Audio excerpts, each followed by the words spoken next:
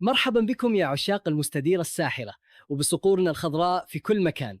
معكم قناتكم المفضلة أخضر وأكثر، المنصة الأولى التي تنقلكم إلى قلب الحدث وتكشف لكم كواليس رحلة منتخبنا الوطني نحو المجد المونديالي. هل تساءلتم يوما أين ستخاض المعارك الكروية الكبرى لأخضرنا في بلاد العمسام؟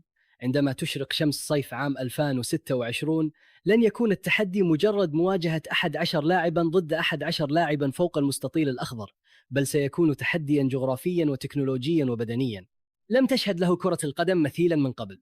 في هذا الفيديو الخاص والاستثنائي من قناة أخضر وأكثر سنأخذكم في رحلة بصرية وتكتيكية فريدة، نستعرض من خلالها قلاع أمريكا المرعبة، الملاعب الثلاثة الأسطورية التي ستحتضن مباريات المنتخب السعودي في دور المجموعات خلال نهائيات كأس العالم.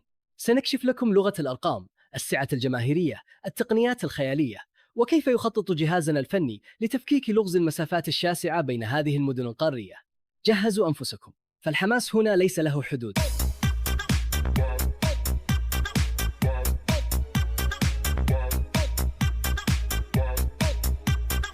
تبدأ الرحلة وتتجه الأنظار أولاً نحو مسرح المواجهة الافتتاحية الأولى للأخضر، لنتوجه إلى ولاية كاليفورنيا وتحديداً في مدينة لوس أنجلوس، حيث يربط استاد صوفي الأسطوري أو ما يعرف ب اس أو اف ستاديوم. هذا الملعب ليس مجرد مدرجات وعشب، بل هو مجمع تكنولوجي متكامل وأحد أثمن الملاعب التي شيدت في تاريخ البشرية، بسعة جماهيرية مرعبة تتخطى حاجز 70,000 متفرج. يدخل الأخضر السعودي هذه القلعة وهو يعلم أن أعين الملايين تراقبه في أول اختبار حقيقي. يتميز استاد صوفي بسقفه الشفاف والعملاق والمنفصل هندسياً، والذي يوفر حماية كاملة من تقلبات الطقس مع السماح بمرور الضوء الطبيعي، مما يخلق بيئة مثالية للعب الكرة السريعة والممتعة. لكن الإثارة الحقيقية في هذا الملعب تكمن في أرضيته التكنولوجية وشاشته الدائرية العملاقة المعلقة في السقف، والمعروفة باسم الانفينيتي سكرين، التي تعرض اللقطات بدقة خارقة. لقد تم تزويد الملعب بأحدث تقنيات العشب المتطور، وهو نفس نوع الأرضيات المتطورة التي يركز عليها المنتخب السعودي حالياً في معسكراته الإعدادية الشاقة للتأقلم التام مع ارتداد الكرة وسرعة التدحرج. الأجواء داخل استاد صوفي تحبس الأنفاس، والتصميم الهندسي يجعل صدى الهتافات الجماهيرية يتضاعف ليرعب الخصوم. وهنا يأتي دور الجمهور السعودي والعربي الذي سيملأ هذه المدرجات باللون الأخضر، ليزأر خلف الصقور. وبعد صافرة نهاية المباراة الأولى تبدأ معركة من نوع آخر خلف الكواليس، معركة يطلق عليها الخبراء مؤامرة المسافات الطويلة، حيث يطير المنتخب باتجاه الساحل الشرقي وولاية نيوجيرسي، وتحديداً إلى مدينة نيويورك نيوجيرسي، ليدخل الأخضر استاد متلايف الشهير.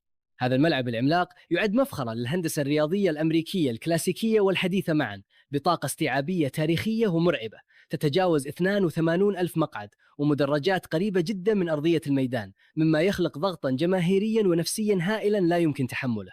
ملعب متلايف استضاف كبرى الأحداث العالمية، واللعب فيه يتطلب ثباتا انفعاليا عاليا جدا. السر الكبير في اللعب على استاد متلايف هو التحدي البدني في الرحلة الجوية الطويلة، وفارق التوقيت بين الساحل الغربي والشرقي يفرضان ضغطا على الساعة البيولوجية للاعبين. الأجواء هنا قد تكون متقلبة، والجهاز الفني للمنتخب السعودي يدرك تماما أن اللعب في متلايف يتطلب توزيعا ذكيا للمجهود البدني، واعتماد أسلوب لعب يركز على الانضباط الصارم وتقليل الركض العشوائي لتفادي الإرهاق. المعسكر الإعدادي الحالي للأخضر ركز بشكل مكثف على هذه النقطة بالذات، من خلال تدريبات استشفائية متطورة وأجهزة قياس رقمية تضمن وصول اللاعبين إلى نيوجيرسي وهم في قمة حيويتهم ونشاطهم البدني، وجاهزون لانتزاع النقاط الثلاث. ونصل الآن إلى المحطة الثالثة، مواجهة الحسم وفك الشفرة النهائية في دور المجموعات، لنتوجه إلى قلب ولاية تكساس، وتحديداً في مدينة دالاس، حيث ينتظرنا استاد AT&T الأسطوري، والمعروف أيضاً باسم استاد دالاس كاوبويز. هذا الملعب ليس مجرد استاد لكرة القدم، بل هو قلعة التكنولوجيا والأعجوبة البصرية الأكبر في المونديال، حيث يتسع هذا الصرح في الحالات القصوى لأكثر من 100 ألف متفرج، ويشتهر عالمياً بسقفه القابل للطي بالكامل وبشاشته العملاقة المعلقة في وسطها التي تعد واحدة من أكبر الشاشات في العالم، حيث تتيح لكل مشجع رؤية الإعادات واللقطات التكتيكية بوضوح خارق تفوق عشب استاد. إتي آن تي في دالاس سيخوض الأخضر مباراة العمر لتأكيد العبور.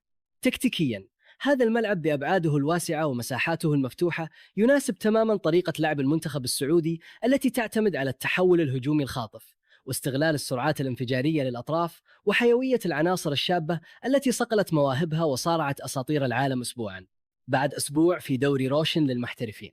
الملعب يمتلك كاريزما وهيبة خاصة، واللعب فيه يتطلب شخصية فولاذية وعقلية لا تعرف الخوف، وهو السلاح السري الذي بات يمتلكه لاعبون بعد الاحتكاك المباشر مع كبار نجوم اللعبة. إنها الموقع التي ينتظرها الجميع ليعلن فيها الأخضر عبورها الرسمي نحو الأدوار الإقصائية وتكرار الإنجازات العربية التاريخية. إن هذه الملاعب الثلاثة من استاد صوفي في لوس أنجلوس إلى متلايف في نيويورك نيوجيرسي ووصولاً إلى استاد AT أند تي في دالاس بسعتها المرعبة وتقنياتها الخيالية لم تبنى ليركض فوقها الخائفون، بل صممت لتشهد ولادة الأبطال وصناعة التاريخ. الطموح السعودي والعربي في هذا المونديال يتجاوز مجرد المشاركة الشرفية، فالأخضر يدخل هذه القلاع وعينه على المربع الذهبي وما بعده، متسلحا بدعاء الملايين وعزيمة الرجال وبتحضيرات صارمة لا تترك شيئا للصدفة أو الحظ. في الختام، كانت هذه جولة شاملة وعميقة من قناتكم أخضر وأكثر. استعرضنا معكم من خلالها خريطة طريق الصقور ومسارح المعارك الكروية القادمة في المونديال. وأنتم يا رفاق، يا عصب هذه القناة وسندها، شاركونا آراءكم وتوقعاتكم في خانة التعليقات أسفل الفيديو. أي ملعب من هذه الملاعب الثلاثة ترونه الأجمل والأكثر رعباً للمنافسين؟ وهل تعتقدون أن الأخضر قادر على حسم التأهل من المباراة الثانية؟